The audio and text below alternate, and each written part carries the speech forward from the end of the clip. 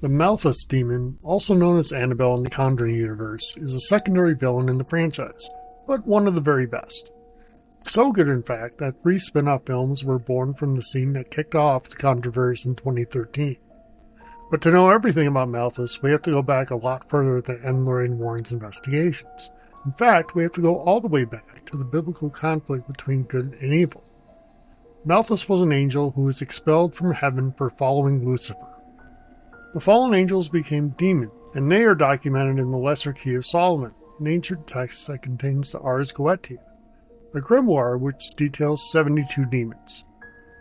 Malthus in the Conjuring universe is based on the demon Malthus, spelled with a PH, who was a president and able to command legions while destroying one's thoughts and desires.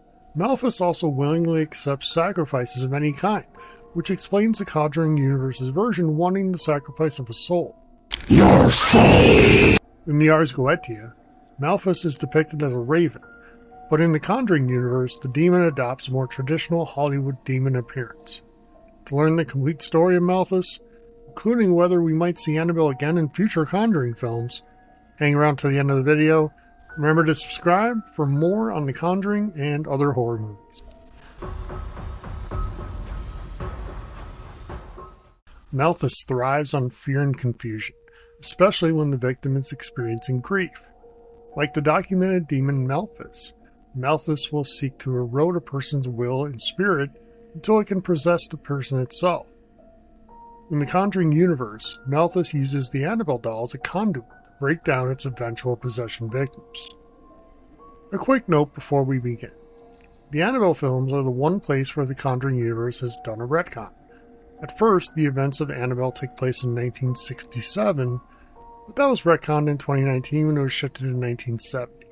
That moves everything in Annabelle Creation by 3 years too, so the events actually take place in 1946 and 1958. Our time with Malthus begins in 1946 with the Mullins family in California. Samuel Mullins and his wife Esther live a happy life with their daughter Bee, who continues to leave playful notes around the home, encouraging her parents to find her. Samuel owns a doll-making company, and we see him completing the first doll in the form that we would come to know as Annabelle. A tragic accident takes Bee's life, and the Mullins family is shaken to its very core. Grief has overtaken Samuel and Esther, and they start exploring ways that they might be able to communicate with the spirit of Bee. That is exactly the opening Malthus needs. The Mullins' grief has opened the door.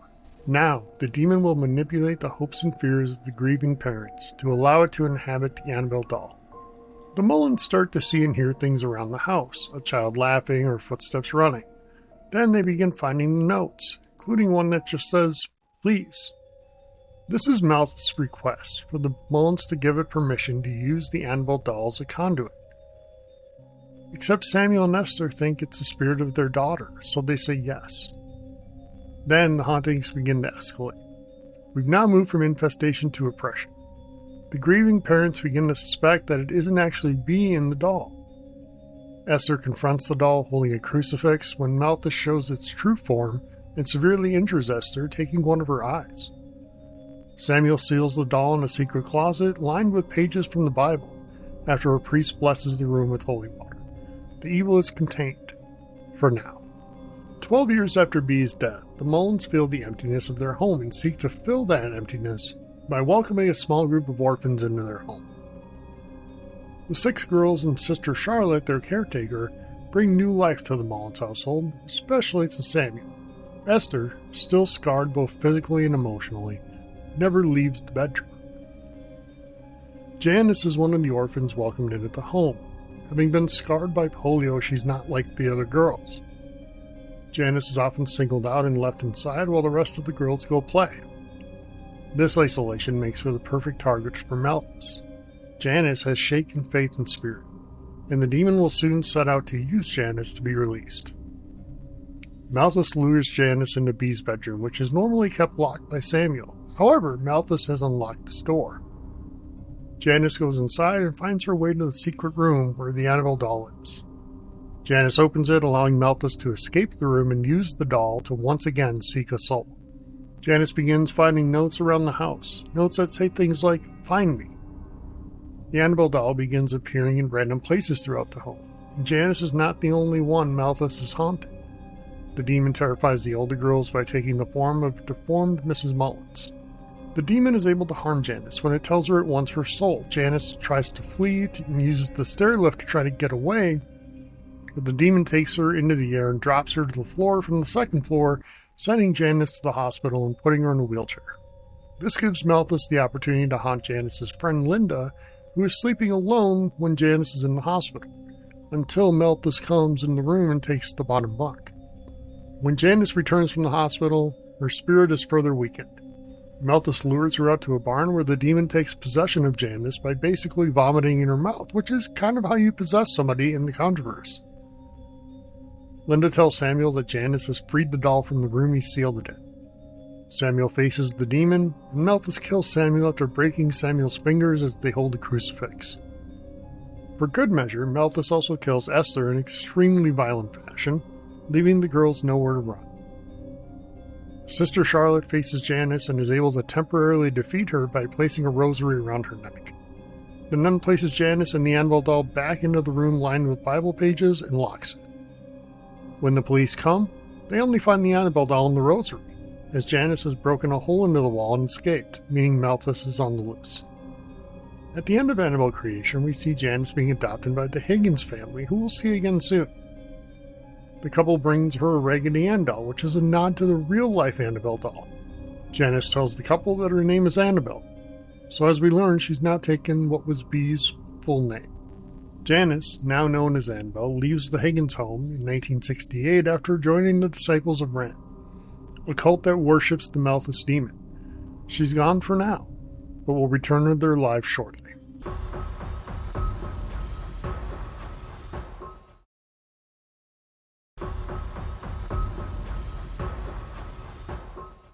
In 1970, the Higgins family is still living in California, and we meet their next-door neighbors, the Forms. John and his wife Mia are expecting their first child, and Mia is an avid doll collector, which, as we know, always goes really well in the Conjuring franchise. John brings a new doll home for Mia, which, you guessed it, is the Annabelle doll. It has found its way back to where Janice last lived. Late one night, Mia noticed noise from next door. She's right to be concerned, because Annabelle Higgins has returned home, but instead of a happy reunion, she murders the Higgins. Then she heads next door with another cult member, and Mia is stabbed. Annabelle takes her own life in a ritual suicide while holding the Annabelle doll, and a drop of Annabelle's blood gets into the doll's eye, meaning the demon has inhabited the Annabelle doll once again.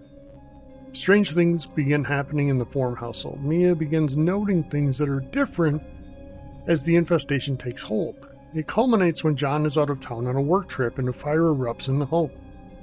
When Mia attempts to escape, she's mysteriously pulled back into the kitchen near the fire. Mia survives and gives birth to their child, and the family moves to a new apartment in Pasadena. When unpacking, John discovers the Annabelle doll in a box, but John has disposed of the doll at the old house when it was creeping Mia out. Strange events begin happening in the new home, and they escalate more quickly. Mia does her own research and learns about the Disciples of Ram and Malthus, while also meeting Evelyn, a bookstore employee who has all the answers. The incidents begin to surround the Form's newborn child, and John and Mia call their priest to intervene.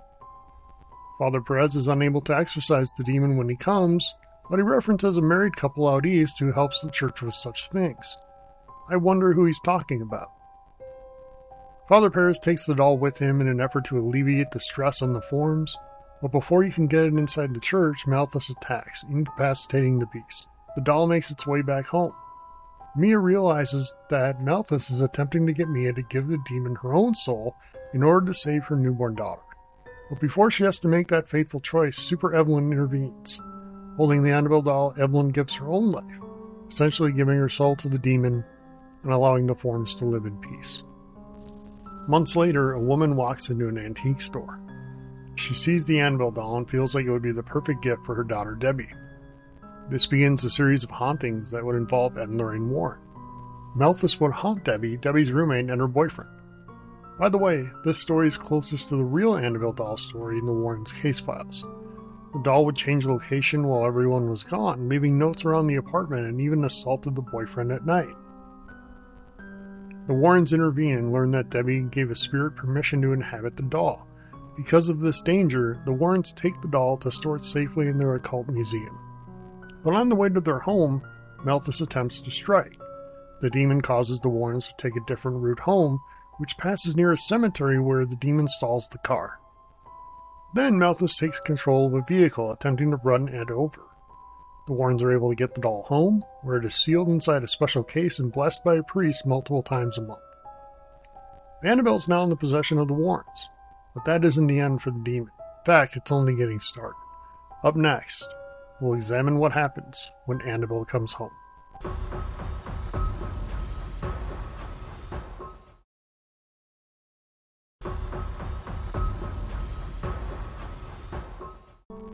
One year after the Warrens bring Annabelle home, Ed and Lorraine have to leave to work a case, leaving Judy in the care of Mary Ellen, who will watch her while they're gone. They're joined by Mary Ellen's friend Daniela, who lost her father 1 year ago in a fatal car wreck. That's why she's at the Warrens' home. Daniela is desperate to communicate with her father and is hoping to get inside the Warrens' occult museum to do it. When Judy and Mary Ellen are gone, Daniela finds the keys to the museum and goes inside, touching pretty much everything. She then opens the Annabelle case and doesn't lock it when she hears a smoke alarm in the kitchen. That's the opening Malthus needs. The demon leans forward, forcing the door open, and Annabelle's free from its prison once again. We learned earlier in Annabelle Comes Home that the doll is a beacon for spirits, and with Malthus now loose, every object that Daniela touches in the artifacts room is activated, with its housed demon or spirit set loose by Malthus. Bob Palmieri is attacked outside the Warren home by the Black Shuck. Mary Ellen sees the ferryman inside the home. Mary Ellen and Judy attempt to call Lorraine for help, but they soon realize they're talking to the demon instead when it tells them that they have to give it a soul. You need to give her a soul, dear. Daniela is possessed by the bride in the home, and she now poses an additional threat to Judy and Mary Ellen until seeing video of Ed and Lorraine's exorcism of the bride, which expels the demon from her. With every spirit in the home trying to stop them, Judy's able to get the Annabelle doll back to the artifact room. Malthus attempts to take Judy's soul, but the Warren's daughter is able to get the doll back into the case and lock it, sealing the evil inside and containing all the other spirits inside their respective artifacts. Annabelle would appear on screen one more time in The Conjuring Last Rites, set in 1986. Judy, now an adult, is preyed upon by the demon that failed to claim her soul at Judy's birth. Doll haunts Judy throughout the film, but it's an image created by the demon in the mirror, not Malthus himself. Ultimately, Judy, Ed, and Lorraine are able to defeat the demon and contain the mirror inside the occult museum. We don't yet know if we'll see Annabelle in the future. That said, my money's on yes. The Conjuring Last Rites was a massive box office success, and Annabelle is one of the most marketable bits of lore in the franchise. Combine that with the fact that comedian Matt Rife is now the curator of the Warrens Museum, and there are stories that can be told going forward. Do you want to see more of Annabelle and Malthus in future films, or are you happy with how the story was wrapped up?